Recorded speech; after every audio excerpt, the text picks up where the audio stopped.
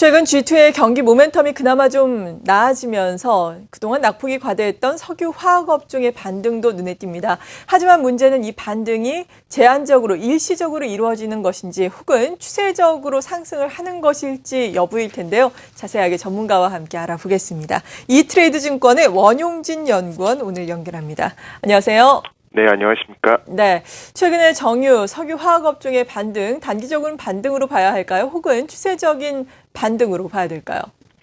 네, 먼저 결론부터 말씀드리면 정유업종은 현재 그 양호한 업황이 주가에 계속 좀 반영되고 있는 그런 상황으로 보시면 될 것 같고, 화학업종 같은 경우 아직 기업들의 실적 흐름 자체가 좀 개선되는 모습은 확인이 되고 있지는 않습니다.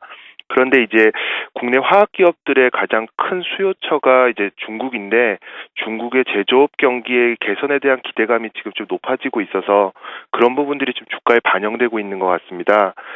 최근 발표된 중국의 HSBC 제조업 PMI 지표가 13개월 만에 이제 확장 국면으로 진입을 했고, 이전에 발표된 중국 산업 생산 지표도 9월을 저점으로 해서 2달 연속 반등하는 추세를 나타내고 있어서 전반적인 중국의 매크로 상황은 점차 개선되고 있는 모습이 확인되고 있는 것 같습니다.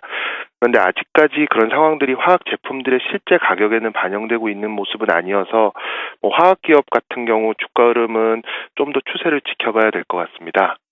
네, 정말 2013년까지 장기적인 그림으로 봤을 때 말씀해 주신 것처럼 이 석유화학보다는 정유 쪽을 좋게 보시는 분들이 많더라고요. 연구원님도 그렇다면 여기에 동의를 하시는 건지 그 배경이 된 사항들은 구체적으로 또 어떤 것들이 있는지 궁금한데요. 네, 저도 내년에 정유업종의 어닝 모멘텀을 이제 긍정적으로 예상을 하고 있습니다. 이제 올해 같은 경우 국내 정유 산업은 국제 유가의 급격한 등락으로 인해서 정유사들의 실적이 좀 큰 폭으로 변동성을 보였습니다. 그럼에도 불구하고 전반적인 업황은 양호한 수준을 유지를 하고 있습니다. 2013년에도 정유 산업은 올해와 같이 유사하게 좀 양호한 업황이 이어질 걸로 예상이 되고 있습니다. 그 이유는 우선 이제 미국이나 유럽에서 계속 적극적인 통화 양적 완화 정책을 쓰고 있기 때문에 원유를 비롯한 커머더티의 상대적 가치가 계속 높은 수준을 유지할 걸로 예상되고 있고, 따라서 정유 제품들의 가격 및 수요도 계속 견조한 수준을 유지할 걸로 보이고 있기 때문입니다. 그리고 이제 내년부터는 국내 정유사들이 고도화 설비나 파라자일렌, 윤활기유 부분에서 진행됐었던 대규모 설비 투자가 거의 이제 마무리 단계에 접어들고 있기 때문에 내년부터는 이제 정유사들이 본격적인 투자 회수기에 진입할 걸로 그렇게 예상을 하고 있습니다.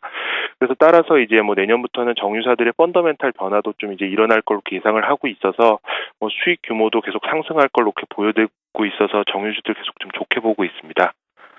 정유사들 펀더멘털 변화와 함께 실적도 변화를 할 것이다라고 말씀해 주셨는데, 그렇다면 석유화학 같은 경우에는 턴어라운드가 과연 언제쯤 일어날지 궁금한데요. 실적 개선 가시화 언제쯤으로 예상하세요? 네, 당초에는 이제 올해 하반기부터는 좀 중국의 매크로 상황 등이 개선되면서 중국의 화학 제품 수요도 반등할 거라는 전망이 우세했었는데요. 예상보다는 조금 늦어지고 있는 모습인 것 같습니다. 근데 앞서 말씀드렸던 것처럼 최근 중국 제조업 지표들이 반등 추세로 접어들고 있는 점을 감안해 봤을 때 화학 기업들의 전방 산업의 수요도 점차 개선될 수 있을 것 같습니다. 화학 제품의 실질적인 수요나 스프레드 개선에 보통 일반적으로 3개월에서 6개월 정도 시차를 두고 이제 영향을 미치는 점을 감안해 봤을 때 아마 내년도 상반기쯤에는 화학 업종의 실적도 확실히 좀 턴어라운드가 가시화될 수 있을 거다, 이렇게 좀 전망은 하고 있습니다. 네, 그렇다면 일단은 4분기 실적이 발표되는 한 1월 정도까지는 우리가 어떤 변수들에 주목을 하면서 지켜봐야 될까요?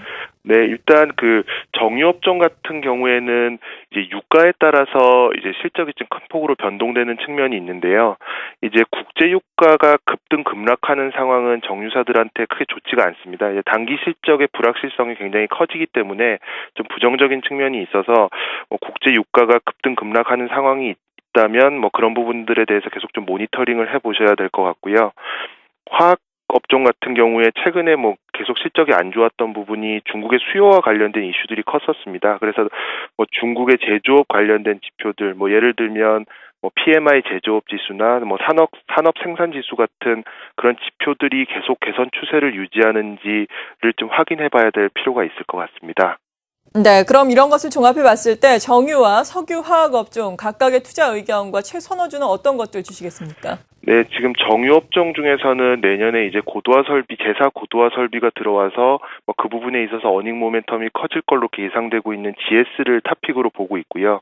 화학업종 같은 경우에 그러니까 퓨어 케미칼 부분도 견조한 수준을 수익을 좀 유지하고 있고, 정보 전자 소재 쪽에서도 이렇게 수요가 계속 나쁘지 않은 LG 화학을 이제 투자 의견 바이로 최선호주로 좀 제시드릴 수 있을 것 같습니다. 네, 이트레이드 증권의 원용진 연구원과 함께 정유와 석유화학업종에 대한 투자 의견 알아봤습니다. 감사합니다. 네, 감사합니다.